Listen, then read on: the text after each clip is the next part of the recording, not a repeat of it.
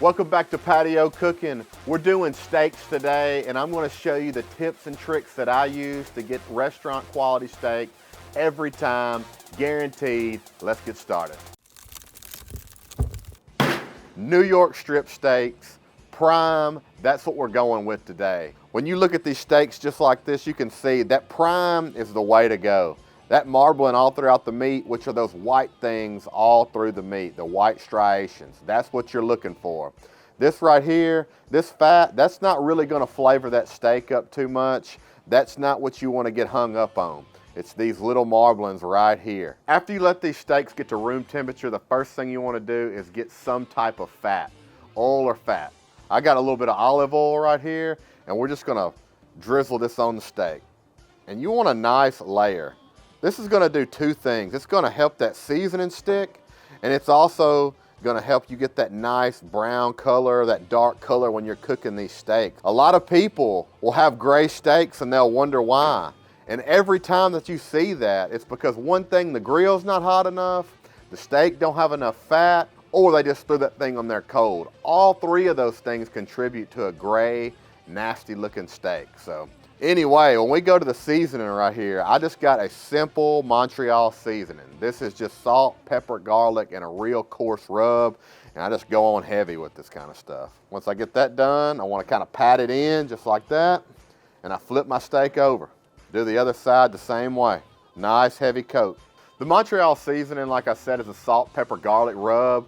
It's got plenty of salt in it that I want to let that seasoning hang out on these steaks for about 30 minutes.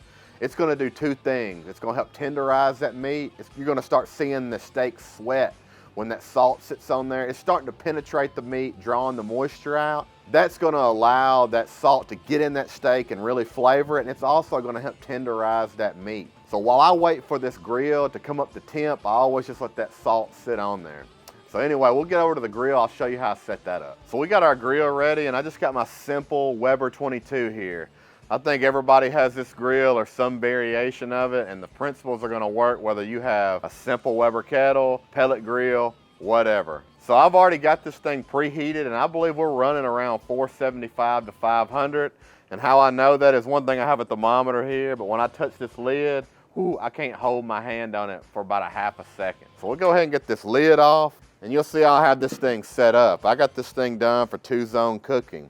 And when I say 2-zone, I just have a hot side and I have a cold side. Which if you have a pellet grill, you just want to get as far away from the fire pot as possible. So I just got a little piece of this steak fat right here, and I just start rubbing it on these grates. But feel free to use any type of fat that you have. Rub it on a paper towel, use Crisco, whatever type of cooking oil, and it'll work just fine. But I just think this flavors up them grates really well. A little more work though. You see that piece of fat right there? We're gonna give that to the dogs. So I don't know if y'all can see this, but we've given this about 30 to 45 minutes and them steaks are starting to sweat.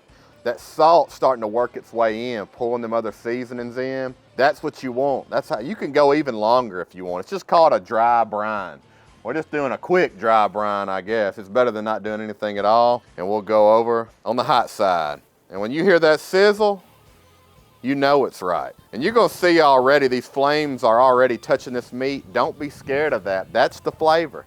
That's why you put that oil on there. It's just that flames wanting to get with that fat to cook this thing and give you that real good flavor. Don't be scared of that flame. So what I'm gonna do now is I'm gonna go ahead and I'm gonna flip these steaks every minute until they get to the color that I want. We'll come back, I'll show you that color, and then we'll take it to the cool zone and bring them up to temp. Stay with me. So it's been just a little bit over a minute. Let's do that first flip. Woo! That's what we're looking for right there. You can see, after a minute, we're starting to get some color on this thing. And that's what we're trying to achieve. We're getting rid of that old gray, nasty color that you're gonna see some people have on their steak. Don't be scared to let the flame hit the steaks. Like I said, it's been over a minute and the steaks still aren't burned up. Just remember, you got some time. Don't freak out about this. So we'll give it another minute.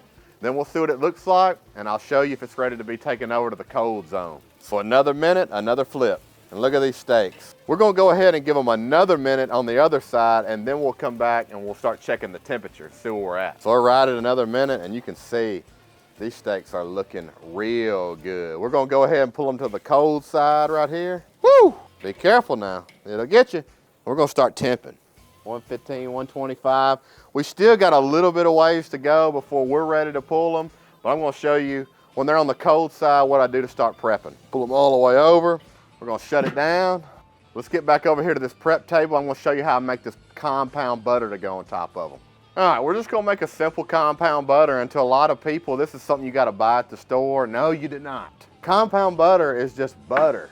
Whatever seasoning that you wanna put in there. I commonly use this. This is just a teaspoon of garlic, a teaspoon of thyme, and just a shake of Cajun seasoning. This is about a quarter stick of butter, and we're just gonna pour it on in, just like that. Take a pinch of my steak rub, just like that, because why not? And then just a splash of this olive oil. And then all I'm gonna do is just mix this butter all up in this little tin right here. And then we're gonna smear it on the steaks, and it's gonna be real good, guaranteed. So we got this compound butter mixed up, and it don't really matter how you rub it on these steaks, but I do wanna show you these steaks before we do that. You can just see how these steaks are gonna be juicy already. The fat's coming to the top, glistening. It ain't the butter doing the job, I'm telling you. It's that prime meat right there. We're just gonna give it a little smother. And if you're a purist and you're like, steak don't need no butter on it, then heck, don't put it on there. I'm just telling you what I do. So we got the compound butter applied to these steaks right here. We're gonna go ahead and get them off. That last and final step. So we got the steaks off the grill. Let's head back over to the prep table. I'm gonna show you the last and final thing to do before you eat these things. Let's get it. Before we cut into these things, we definitely want to give them a rest. I see a lot of people just sitting them on the board, and you can do that if you want to. I always like to get a sheet of foil, and I just like to loosely cover them. And it's just gonna help them rest a little slower and maintain the heat, and it's gonna help that butter melt just a little bit better. So we're gonna give these 10 to 15 minutes, and then we'll come back and try these things. So we're right at 10 minutes, and I cannot wait any longer. Let's get these steaks out of this aluminum foil. These things are looking real good. Goodness gracious, they're tender. We will redistribute the flavor juice. What you call it, the flavor juice. We got them out of the foil. Let's cut into these things, kind of see what we did here. Yes, we got a nice medium cook on these steaks, and that's what we're looking for. We'll cut this other one open. Oh my goodness. That thing is just glistening, just glistening. The only thing we got left to do on this steak is to give this thing a try. Y'all look at this, that prime. I mean, that is a good looking steak right there. Perfect medium. That's what me and my family like. And I'm telling you, this thing is gonna be amazing. I can already tell you. Oh, that is so good. That is unbelievable. I don't think you can beat that steak anywhere.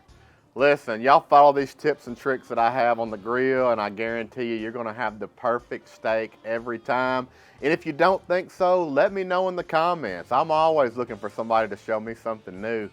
But until next time, like, comment, subscribe. Thanks for watching.